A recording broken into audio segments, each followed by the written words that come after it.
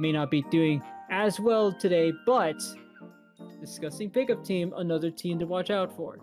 If I'm those 6 players, just don't brush them off. I mean, regardless of getting a couple losses in the Swiss stage, what I'm looking at here is that the set wins is still a 100% win rate. So regardless of dropping a game or two, your sets are still 8-8. You're still having a perfect record if you go up one metric. If you don't break it down too far into game by game, your metric is still pretty perfect. So top score coming from no stick players still in my eyes. And even with a map win of 87%, so they've won 87% of their games thus far, that's still a passing grade in my eyes. So no stick players, like you said, Nito, I think is going to provide a big challenge for Disgusting Pickup Team, and is going to try to force them to actually, like, not just like do their best, but it's gonna really force them to have to show up, if you will. You gotta show up with this one. And Splat Zones, once again, on Umami Ruins is what we're looking into. And it's going to be a double zone map for those of you at home that are maybe like, wait a minute, I've never seen this map before. I have no idea what we're looking at here. So that's kind of what we're going to be looking at for this match coming up. And we do enter a best of 5 situation now that we are in the semifinal seat. So a lot more at stake here, a lot more play time that you have to kind of go through in order to try to make your way through this match. Absolutely. You know where your base, you know where your path starts today. No 6 players in a Disgusting Pickup Team, or, well, it already started, but your path continues with Splat Zone's Umami Ruins, and this is a map that I have seen create a lot of, I don't want to say controversy, that sounds like the wrong word to use here, but I want to say the right word here is some discussion, because Splat Zone's on Umami, I feel like is a team that is a map that you either love or hate, but when it comes to both of these teams, and really what you're trying to do here when you're already at semifinals, your mindset goes more towards, all right, look, whatever happens, we just need to keep it a buck. Let's just keep it on the game. I think we need to just focus on what we're doing against Disgusting Pickup Team. Regardless, Umami Ruins is a map that I personally like. Although I want to see how both of these teams react.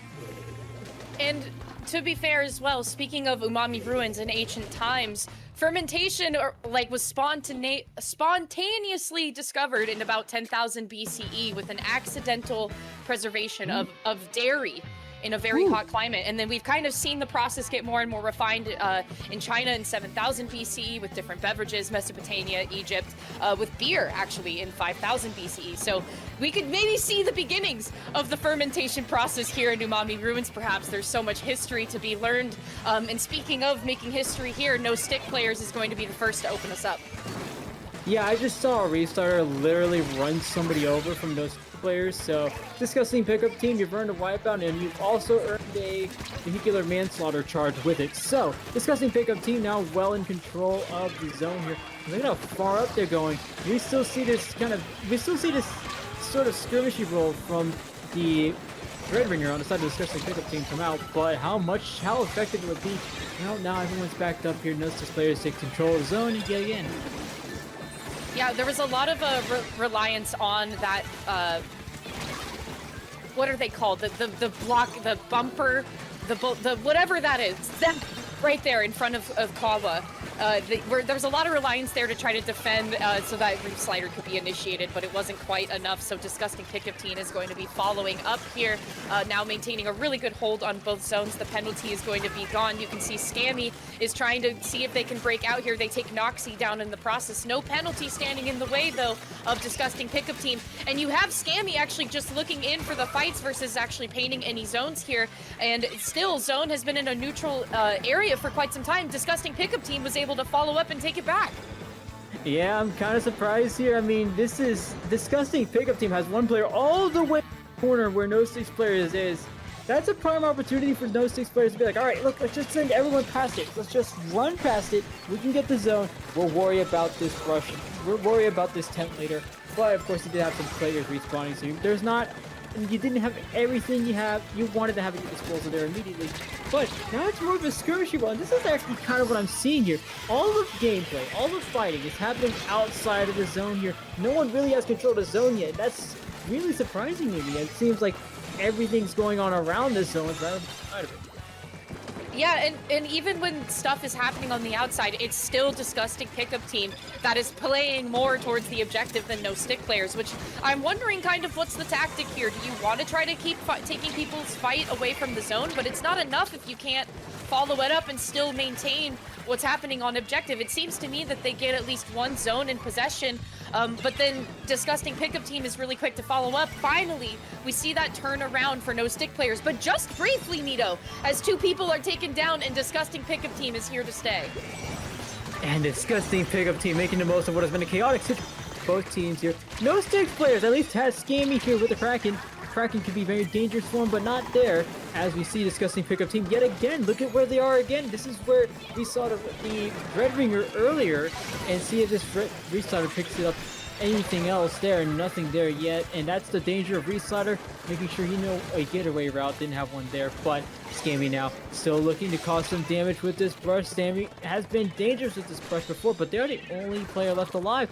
That's the other key for Disgusting Pickup Team. With these fights that go off screen, Disgusting Pickup Team is winning most of them.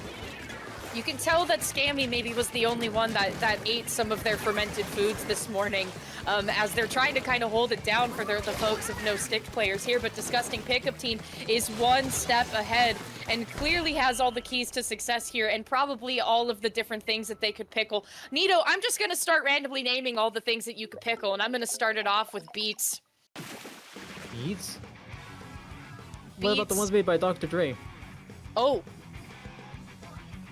That's a callback if I've ever heard one. Mushrooms. Green beans.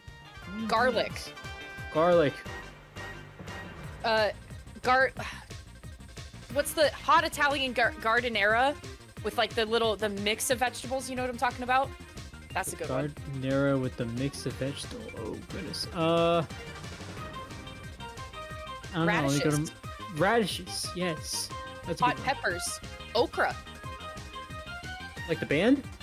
Hot peppers? Oh. Those are the chili peppers. I think you're confused. Okay. Turnips. Squash. Carrots. Oh, I think I said that one already. Onions. Red onion. Zucchini. Onion. Alright. I'm learning a lot here. No. And I hope chat's learning a lot. Take your notes. Take your notes. Brussels sprouts, in fact. Ooh, okay, goodness. A little spicy, a little sour. Broccoli? Broccoli? Perhaps. Mayhaps. As we're waiting for the counter pick, we're just gonna keep naming different vegetables that you can pickle while we wait for counter picks. You know, we already went through eggs, so we can't really say eggs again. Yellow onion. So there was red onion. I'll decide. We're gonna let you be the judge, jury, and please don't be the executioner. But Disgusting Pickup Team, we are back live for y'all to see. When we were during our little unintended break, Disgusting Pickup Team currently picked up a second win against No Sticks players on the Tower Control Ship Shape counter pick.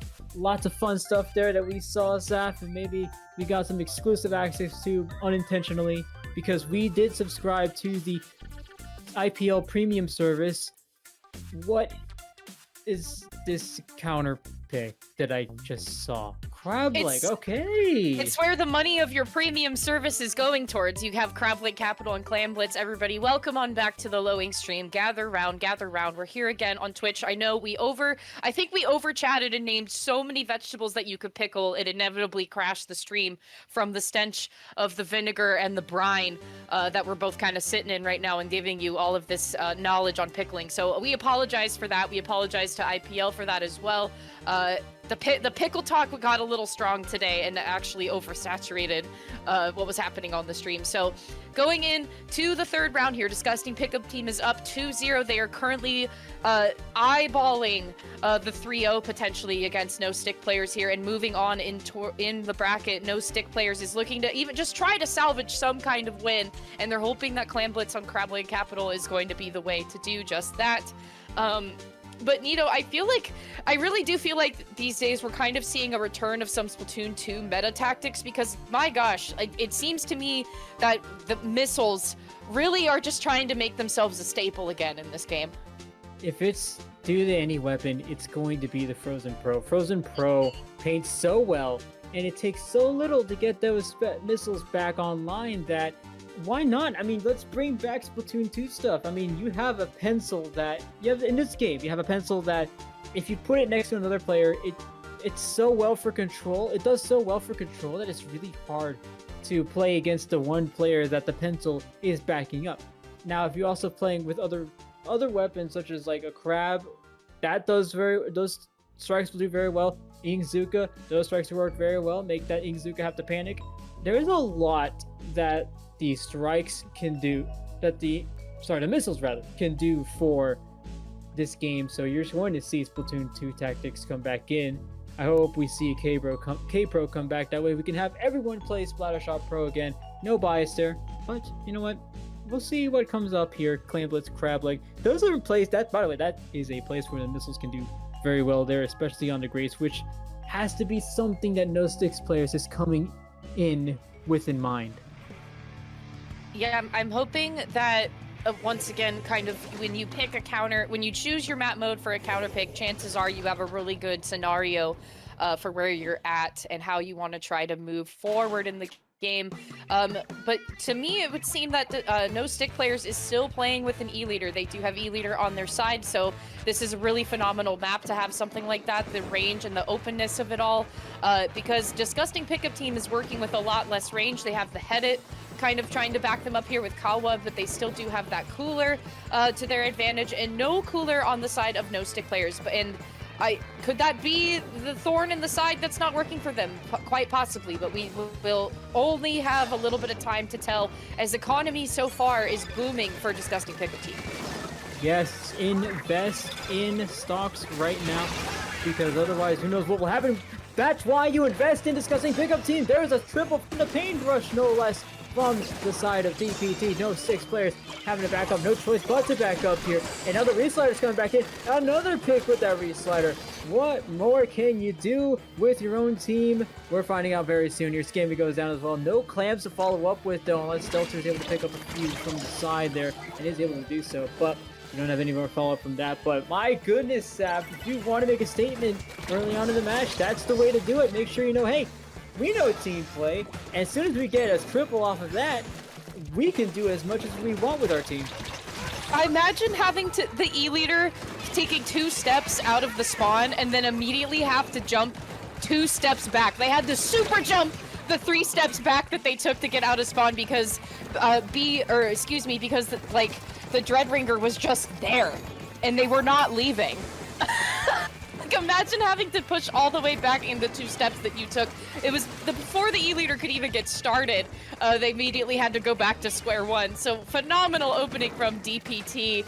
And Noxie looking to try to provide a jump here. The Reef Slider is going to come in. Scammy and Noxie are going to trade right in the middle there, but that leaves space for Tan to come in and attack Kawa, and barely escaping those shots coming from Kawa, and the football now being down on the ground there.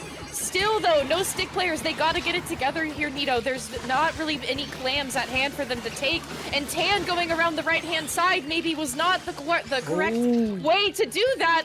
And now, but still, Disgusting Pickup Team being pushed into the wipeout scenario. Maybe now we can see No Stick Players try to make a follow-up. Yeah, and so when it comes to counter picks, usually the team has a plan in mind. The problem with those players, I'm not currently seeing it. It's the Disgusting Pickup Team has been able to cover. It might be that Disgusting Pickup Team has been able to cover things so well.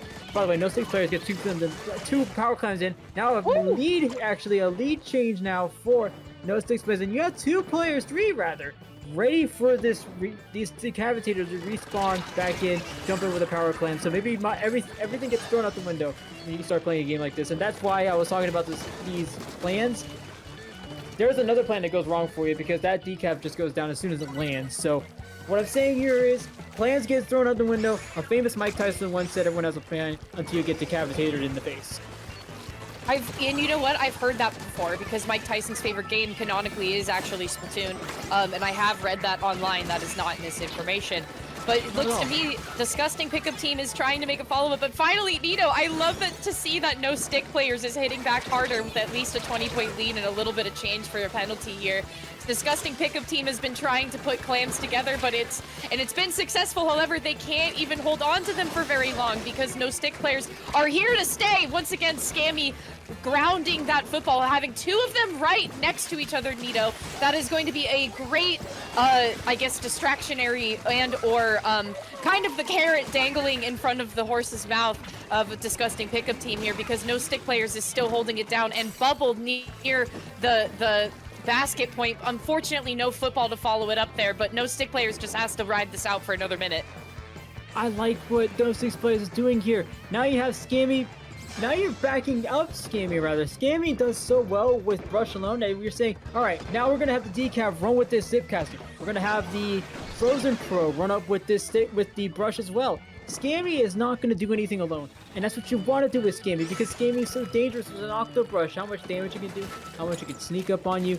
That is what I want to see from No Sticks players. Disgusting Pickup Team has no response to that, because usually it's the Brush by itself. Oh well, we have range, who cares? But now, see, this is what I'm talking about. Scammy just goes up in front of you. There's nothing there to follow up with. Is anyone on this head hit? It's going to be Scammy. Is anyone on this Dreadwinger? It might actually still be Scammy. It is, and they go down. But this Dreadwinger's alone, it goes down to a bomb. It's when you think, when the first line of defense, aka Scammy, fails, don't worry, the second line, a bomb, is there to try to follow it up. Now pushing us into the overtime scenario, Disgusting Pickup Team does have a ball on their side, but it has now been dropped. They can't hold on to that, Nito. It's Butterfingers for Disgusting Pickup Team because Scammy is there to defend the Power Clam as much as they can. That's two different picks that they've taken to try to keep it defended, and they're going to take Kawa down in the final seconds. No Stick Players is keeping us alive here, Nito. Oh, okay. So now I see it. I see the vision, No Sticks Players. If it's not like, if it's not the map that works out for you, oh well. Let's start finding out what we can do with Scammy, because Scammy is going to be the one player we send into the trenches. We can't send Scammy into the trenches alone. Let's bring up the Frozen Pro. Let's bring up the Decapitator. That is what I want to see, and that's why it's been working out much better for them. Now it's Disgusting Pickup Team's counter pick. Remember, you already won Splatoon Zumal, you won Tower Control Ship. You can't really go for those anymore, so let's go and see what they come up with here. Yeah, and I believe, too, that Scammy, in terms of different competitive positions that they've been in, I believe they've been on 2 different competitive teams. They also have done different things with Under Pressure and have won awards from Under Pressure, finding themselves now onto No Stick Players. Speaking of, though, their stick is at a +5, according to Sendo.inc. Horrifying. So yeah, horrifying. So to me, that's actually quite a lot of stick, if you ask me. So I appreciate what Scammy has been trying to do for No Stick Players, and I think you're absolutely right, Nito. It's kind of how do we play around Scammy? How do we kind of support Scammy in all of this? Because I feel like it's been building and building, and finally we're seeing No Stick Players hit back really hard on that 3rd round, putting Disgusting Pickup Team now into the counter-picking scenario. But because they have won on Splatoon and Tower Control, that only leaves them with Clam Blitz and Rainmaker. So that's kind of a tough spot to be in, I feel, for a counter-pick, for your first counter-pick. Right, because you're going up and against, so mentally, as a competitive player, you're going into these next 2 games. You went to game 3 saying, all right, we just need to win 1 more. And it's that one, I find that it's always that 1 more mindset that always gets me like, all right, we lost 1. Now it's like, oh, goodness, okay, well, let's think about game 4 now. And you have to just keep it 1 game at a time. Remember that anytime you come up with these 2-0 situations and then your team all of a sudden has a counter, the team you're going up against has a counter pick, just know that it's never guaranteed. That game 3 is never guaranteed. you can win it, you can lose it. It's never guaranteed either way. Disgusting Pickup Team still has a match point here. And so whatever they're going to come up with in this next match actually now works in their favor. So those are two things you have to consider. Know that, like, it's not really set in stone whether or not you win this game 4, but you now have more on your side that you can work with. We're going to head towards Rainmaker Humpback. Okay, so that's I guess something I would expect to come out for that. So I also, for the folks sitting back at home, Disgusting Pickup Team also has the players makeup of Delicious Steak Dinner, which actually I believe is an EU team. So that's really exciting. I always find it really exciting to have the cross-pollination between American, EU, and the Japanese scene when we do have the Japanese scene come in. But I appreciate that the EU scene always tries to come in and hang out in our tournaments very, very commonly and frequently. So that always just puts a smile on my face. I love seeing the crossing of the seas to try to come play in low ink. So welcome, Disgusting Pickup Team, once again. Also frequent alpha bracket players. We were kind of talking about that earlier. They've placed an alpha bracket multiple times across different low inks, and had also placed in Gamma bracket in the latest Super Jump, or yeah, the most recent. Super Jump 6 was the most recent one, right? Super Jump, they placed in Gamma bracket in Super Jump 5, which I think was the one before last time. So that's also a pretty distinguishable result to have. So I am enjoying seeing this counter pick, and honestly, I think in terms of Clan Blitz and Rainmaker, this is probably the best counter pick scenario that Disgusting Pickup Team could have come up with. Oh, absolutely, because now you have with Disgusting Pickup Team, the problem is that you're still trying. What was working out in the beginning two games is that you had players that were winning these fights that were going on all around the map. You kind of want more space for it, because that leaves those 2v1s that no 6 players are setting up more open to attacks from either side. So I think what you want to do here is try to isolate and take as many off angles as you can, especially considering the comp you have with you. So this is what Disgusting Pickup Team wants. They want to keep that advantage, to keep that off angle advantage to them, not leave themselves in a closed up map like the previous two. But we're going to see how this manifests as we see the game 1 start. We see Umbrella start to come out, and more of the same from no sticks players allowed. Stick players, they're allowed, maybe. I think I feel that they have been granted access after the triumphant win in that last game. So with the opening statements being made at the center stage here, you can see that no stick players are kind of biding their time. Look at Scammy just waiting like so patiently with sharking tactics here. And they're going to come in from the backside and take 2 members out and narrowly escape being taken down themselves. Rainmaker is now free to be taken, but there's still so much popping power coming from Disgusting Pickup Team. But Scammy is still going to keep coming around the backside, going down in the trade. That's 2 members going down once again on Disgusting Pickup Team. They're playing, I don't know if scrappy's the right word, Nito, but they are playing to win a little bit more, like, I guess in a more violent fashion. They're kind of just going for it more rather than like waiting a little bit, and they're trying to play a little bit faster, but I'm not sure if it's really being held together very well. It feels like very Scotch tape-esque versus like Gorilla Glue.